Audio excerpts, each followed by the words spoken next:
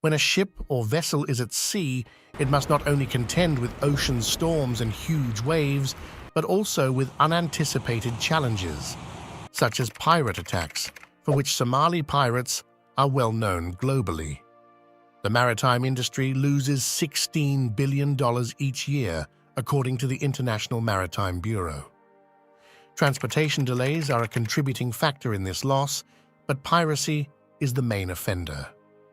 Somalian pirates conduct their attacks in only a few specified locales. The Somalian Sea is one, the Guadafui Passage is another, and the Gulf of Aden is the third and most important place. All ships traveling from Asia to Europe pass through the Gulf of Aden to join the Mediterranean Sea via the Suez Canal. The Gulf of Aden handles a significant amount of global trade. The majority of them are oil transport vessels, and herein lies the threat of Somali pirate attacks.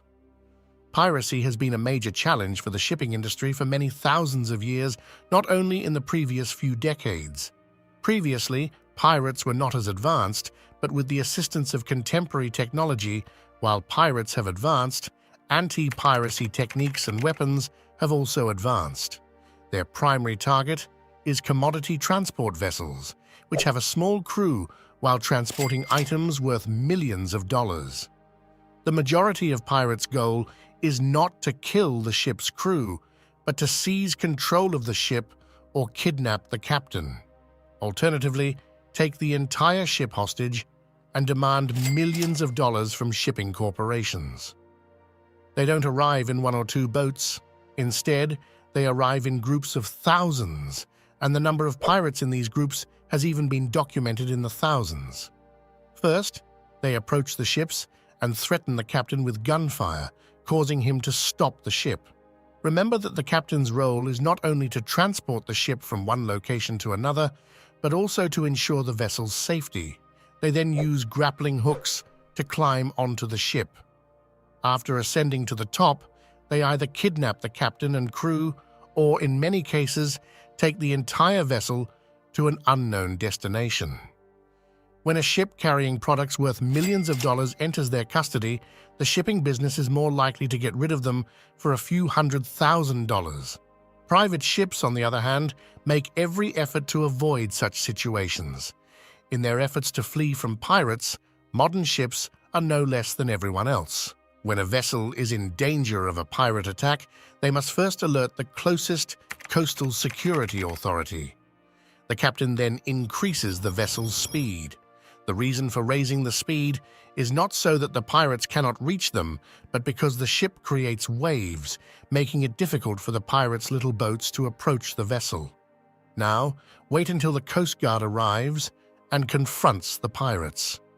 During this time, the captain and the rest of the crew must squander the pirates' time. Various modern methods are employed for this task.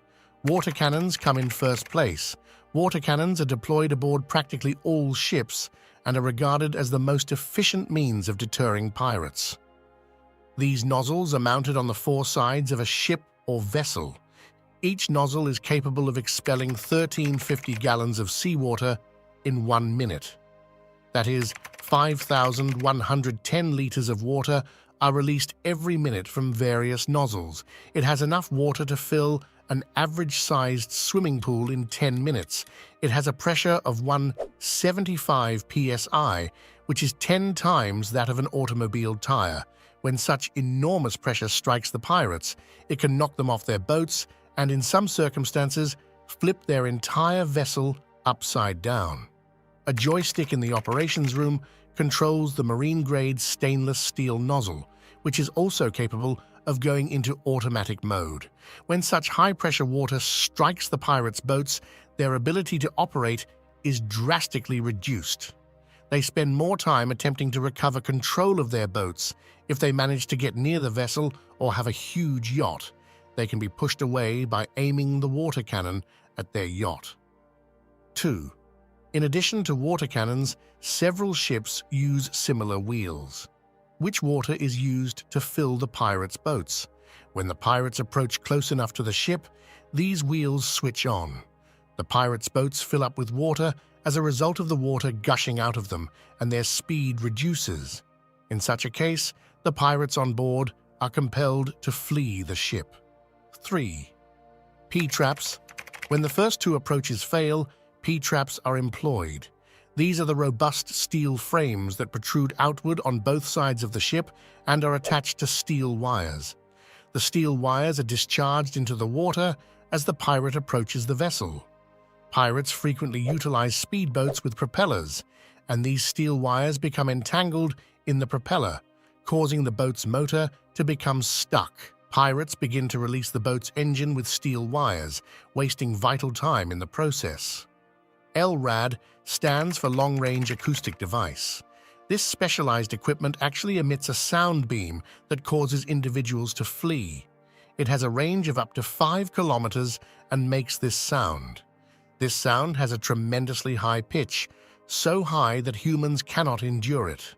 The LRAD is frequently used to disperse protesters as well as in anti-piracy operations. 5. In addition to all of these tactics, electric fences are erected on many vessels in the event of a pirate attack. The voltage in this fence is not so high that someone may be electrocuted, but it is also not so easy to touch. However, if this fence is permanently linked to the vessel, the birds on board may perish. As a result, it is folded back and closed as soon as the attack is over. The cargo ship Maersk, Alabama, of the shipping corporation Maersk, set out from Oman to Kenya in April 2009. Around 1,000 pirates attacked it near the coast of Somalia, putting the crew members at grave risk. Pirates had assaulted an American ship for the first time in 2 centuries. Ship Captain Richard Phillips was among the ship's 21 crew members. The crew deployed flares and the water cannon to dissuade the pirates from approaching the ship. However, 2 Somali pirates boarded the ship. They walked onto the deck, took control of the ship, and held the crew members hostage, including the captain. The pirates forced the skipper into the lifeboat, abducted him, and fled. They demanded $2 million in exchange for the captain's freedom. Let me inform you that most lifeboats have limited gasoline, and it's clear they couldn't get too far in that state.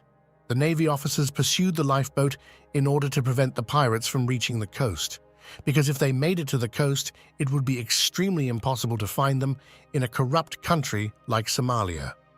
The Navy sent a chopper flying low near the lifeboat, causing a windstorm. As a result, the sea waves were preventing the lifeboat from reaching the coast. Finally, an American ship was placed in the path of the lifeboat, obstructing its course. Their main objective was to squander the pirates' time so that the fuel in the lifeboat would run out. When the fuel ran out after 80 hours, approximately 3.5 days, the pirates agreed to discuss. They demanded that Captain Phillips be carried to the coast of Somalia, or they would kill him. There were 3 pirates in the lifeboat who had kidnapped the skipper. The captain's life will be lost if the Navy makes a single mistake. The Navy dispatched 3 snipers who decided to eliminate all 3 pirates at the same time from a distance of 500 meters, 1,640.42 feet. Setting the position and waiting for the perfect time takes several hours. Finally, the moment came when all 3 pirates were in the sights of the snipers at the same time. Captain Richard Phillips was eventually rescued after all 3 of them pushed their triggers at the same time. I hope you enjoy and share. Thank you very much for your warm words. See you in the next amazing video.